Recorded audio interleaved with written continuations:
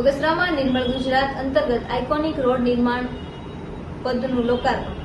બગસરા શહેરમાં નિર્મળ ગુજરાત અંતર્ગત નૂતન સ્વામિનારાયણ મંદિરની બાયપાસ ચોકડી સુધી આઇકોનિક રોડ નિર્માણ પથ ₹50 લાખના ખર્ચે બનતા તેનું લોકાર્પણ અમરેલીના સાંસદ ભરતભાઈ સુતરિયા અને ગુજરાત વિધાનસભાના નાયબ મુખ્ય દંડક કૌશિકભાઈ વેકરિયાના ધારાસભ્ય જેવી કાકડિયાના હસ્તે રિબિન કાપી ખુલ્લું મુકાયું. નગરપાલિકાના પૂર્વ પ્રમુખ એવી રીબડિયા દ્વારા વિકાસના કામો અંગે માહિતી આપી સૌને શબ્દોથી આવકાર્યા. આ તકે નગરપાલિકા પ્રમુખ જ્યોત્સનાબેન રીબડિયા, જિલ્લા ભાજપ પ્રમુખ અતુલભાઈ કાનાણી, શહેર ભાજપ પ્રમુખ ઘનશ્યામભાઈ સાદરાણી, ભાજપના કાર્યકર્તાઓ અને આગેવાનો નિર્મળ ગુજરાત અંતર્ગત આઇકોનિક રોડ નિર્માણનું લોકાર્પણ કરવામાં આવ્યું. બગસરા પ્રશાંત ભીંડી, મામલતદાર, ચીફ ઓફિસર DN હુન સહિત શહેરના આગેવાનો ઉપસ્થિત રહેલા હતા. બગસરા નગરપાલિકા દ્વારા બગસરા શહેરને ખૂબ સુંદર ભેટ આપવામાં આવી છે.